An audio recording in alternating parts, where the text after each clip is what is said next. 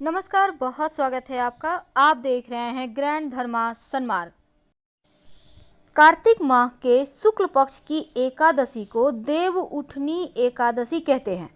देव उठनी एकादशी चातुर्मास के दौरान जब पाताल लोक में निद्रालीन हैं भगवान श्री हरि विष्णु अब अपनी नींद पूरी करके देव उठनी एकादशी को जागने वाले हैं और इस दिन से एक बार फिर से भगवान विष्णु पूरी सृष्टि का कार्यभार संभाल लेंगे और यहाँ से तमाम शुभ कार्य शुरू हो जाएंगे। शादी विवाह जैसी चीज़ें यहाँ से शुरू हो जाएगी और 4 महीनों के दौरान यह काम जो वर्जित था, मुंडन संस्कार, विवाह, तमाम तरह की, तो वो अब फिर से शुरू होगा। तो भगवान श्री हरि विष्णु के जागने पर एकादशी के दिन भक्त उनकी पूजा करते हैं, व्रत रखते हैं और इसे देव दीपावली भी कहते हैं, क्योंकि देव जागने के इस पर्व के दिन मंदिरों में भी सजावट होती है और इस बार देव उठनी एकादशी 14 नवंबर को मनाई जाएगी। तो कार्तिक के महीने के शुक्ल पक्ष की एकादशी 14 नवंबर 2021 की सुबह 5:48 से शुरू होगी और 15 नवंबर 2021 की सुबह 6:39 पर समाप्त होगी। और इसी दिन तुलसी जी का भगवान शालिग्राम से विवाह हुआ था और रचाया भी जाता है। इसी के साथ शुभ कार्य भी शुरू होंगे। भगवान विष्णु को तुलसी बहुत प्रिय है और वे माँ लक्ष्मी का ही रूप है और इस दिन व्रत रखने वाले व्रती को 15 नवंबर को दोपहर 1:10 से 3:19 के बीच पारण करना है। अगर आप व्रत रखते हैं तो याद रखिएगा 15 नवंबर को दोपहर 1:10 से 3:19 के बीच पारण करें अगर आप व्रत रखते हैं तो। कैसे करेंगे, भगवान की पूजा कैसे मनाएंगे श्री हरि को? देखिए, देव उठनी एकादशी के दिन भगवान श्री हरि विष्णु की विधि विधान से पूजा करें। सुबह जल्दी उठे, स्नान वगैरह कर लें, घर के मंदिर में भगवान श्री हरि का गंगा जल से अभिषेक करें, दीपक जलाएं, भगवान को पुष्प, तुलसी दल, फल, मिठाई अर्पित करें और शाम के समय भगवान श्री हरि को भोग लगाकर उनकी आरती करें। इस दिन भगवान को तुलसी दल जरूर अर्पित करें। अगर पहले से तोड़कर नहीं रखा है तो पेड़ के पास जो गिरा हुआ है उसी को धोकर आप यूज कर सकते हैं, क्योंकि तुलसी के दल नहीं देंगे तो भगवान भोग भी स्वीकार नहीं करेंगे। संभव हो तो इस दिन व्रत जरूर रखें। रात में तुलसी और शालिग्राम का विवाह भी रचाएं। कैसे विवाह रचाएंगे, आइए जानते हैं। देव उठनी एकादशी के दिन परिवार के सभी सदस्य भगवान श्री हरि विष्णु को जगाने का आवाहन जरूर करें। इसके बाद तुलसी विवाह में शामिल होने के लिए घर के सभी लोग और अतिथि स्नान वगैरह करके स्वच्छ वस्त्र धारण कर विवाह में शामिल हों। जहां पर आप तुलसी का पौधा रखना चाहते हैं पहले सफाई करें, वहां पर आप शुभ मंगल प्रतीक चिन्ह बनाएं और जो रंगोली होता है उसको जरूर बनाएं। इसके बाद एक तुलसी के पौधे को एकदम बीच में रखें। तुलसी का पौधा रखने की जगह आप गेरू से भी रंगोली बना सकते हैं या चावल के घोल से बनाएं और तुलसी के गमले में भी आप अच्छे से सजा दें। विवाह का मंडप सजाने के लिए आप गन्ना का इस्तेमाल करें, ईख जिसको कहते हैं। चारों तरफ से ईख का 4 कोनों में लगाकर और बीच में ऊपर में बांध दें। विवाह का आयोजन करने के पहले तुलसी के पौधे पर चुंदरी जरूर अर्पित करें।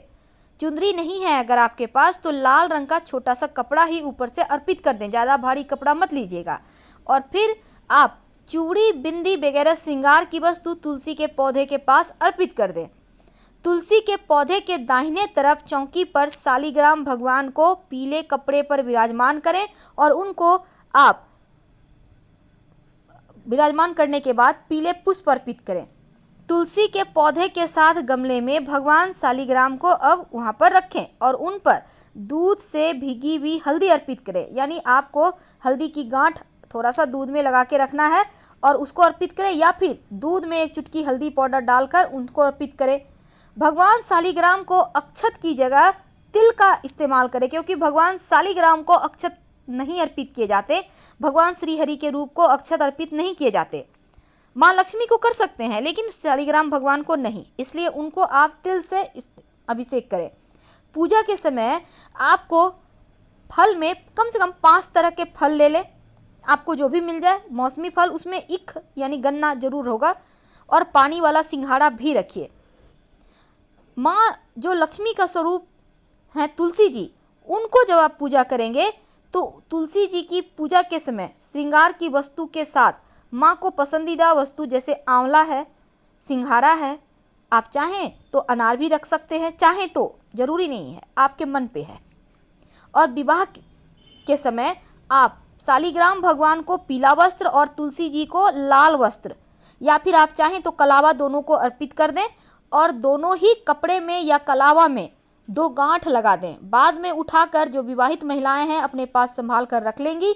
आपके जीवन में भी बिल्कुल तुलसी और शालिग्राम के तरह ही प्रेम रहेगा और आप लोगों में परस्पर जो भी परेशानी है वो समाप्त होकर आपस में प्रेम बढ़ता जाएगा। विवाह के समय जो भी बोला जाने वाला मंगलाष्टक है जरूर बोले, और घर के जो पुरुष सदस्य है भगवान शालिग्राम को चौकी समेत हाथ में लेकर तुलसी माँ के साथ परिक्रमा करें। तुलसी जी का विवाह संपन्न होने पर भोजन और प्रसाद आप सब में वितरित करें और खाएं, और साथ ही थाल बजाकर उठो उठो वासुदेव, उठो उठो वासुदेव जरूर बोलें।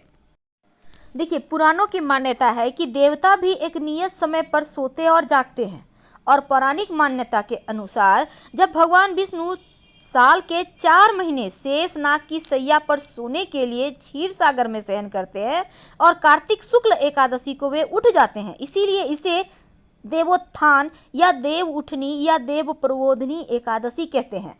भगवान विष्णु के उठ जाने के बाद अन्य देवता भी निद्रा त्यागते हैं। आम भाषा में इनको देव प्रबोधनी एकादशी यानी स्वयं में देवत्व जगाना, जिसका अर्थ होता है, कहा जाता है। यानी प्रबोधनी एकादशी का तात्पर्य है व्यक्ति अब उठकर धर्म कर्म के रूप में देवता का स्वागत करे, और इस एकादशी का भी यही भाव है कि हम किसी को कष्ट ना पहुंचाएं, ईर्ष्या द्वेष भाव ना रखें, और यह दृढ़ संकल्प से अपने मन में जगाना ही प्रबोधनी है। तो इस दिन जब आप पूजा कीजिएगा तो घंटा, शंख, मृदंग, वाद्य यंत्रों का भी प्रयोग कीजिएगा। भगवान श्रीहरि की जब आप आरती कीजिएगा तो प्रहलाद, नारद जी, परशुराम, पुंडरीक, व्यास, अम्बरीश, शुक, शौनक और भीष्म आदि भक्तों का स्मरण करके चरणामृत और प्रसाद वितरण कीजिएगा। पौराणिक कथाओं के अनुसार एक बार माँ लक्ष्मी ने भगवान विष्णु से कहा कि हे नाथ, आप दिन रात जागते हैं और फिर लाखों करोड़ों वर्षों तक सो जाते हैं तथा उस समय समस्त चराचर का नाश भी कर डालते हैं। आप नियम से प्रतिवर्ष निद्रा लिया करें, इससे मुझे भी कुछ समय विश्राम करने के लिए समय मिल जाएगा। तब भगवान विष्णु मुस्कुराए और कहे कि देवी, तुमने ठीक कहा, मेरे जागने से सब देवों को, खासकर तुमको कष्ट होता है। तुम्हें मेरी सेवा से जरा भी अवकाश नहीं मिलता, इसीलिए अब मैं प्रतिवर्ष 4 मास शयन किया करूँगा और तुम को उस समय देवगणों को अवकाश भी मिल जाएगा, और यह मेरी निद्रा अल्प निद्रा कहलाएगी। यह मेरे भक्तों को परम कल्याणकारी और उत्सवप्रद पुण्यवर्धक होगी। चूंकि देव उठनी एकादशी का व्रत रखने से जीवन की समस्त परेशानियां समाप्त होती है, और इस दिन दान करने का भी महत्व है। जब आप तुलसी विवाह करवाएंगे, जिस पौधे का आप विवाह करवाएंगे, तो आप उस पौधे को पास के मंदिर में जाकर रख आइएगा। ये बहुत आवश्यक है। उस पौधे को आप घर में नहीं रख सकते, क्योंकि आपने विवाह करवा दिया तो उसे आपको दान देना होता है। तो पास के किसी भी मंदिर में जाके, जैसे कि हनुमान जी के मंदिर में भी रख सकते हैं आप, और शिव जी के मंदिर में मत रखिएगा। तो आप जाकर रख दें तो आपके ये पूजा और व्रत पुण्य को प्राप्त करते हैं और आपका व्रत पूर्ण होता है। क्योंकि तुलसी के वृक्ष को विष्णु प्रिया कहा जाता है, इसलिए देवता जब भी जागते हैं तो इसलिए वह सबकी प्रार्थना तुलसी की ही सबसे पहले सुनते हैं। वास्तव में तुलसी विवाह का अर्थ है तुलसी के माध्यम से भगवान का आवाहन करना। शास्त्र में कहा गया है, जिन दंपतियों की कन्या नहीं है वे जीवन में एक बार तुलसी का विवाह करके कन्यादान का पुण्य अवश्य प्राप्त करें। और धार्मिक मान्यताओं के कारण ही देवोत्थान एकादशी का पर्व इतना प्रसिद्ध है, इसलिए धूमधाम से इसे मनाया जाता है। हम आपसे विदा लेते हैं, फिर बहुत सारी जानकारियां शेयर करेंगे। हर हर महादेव। धन्यवाद।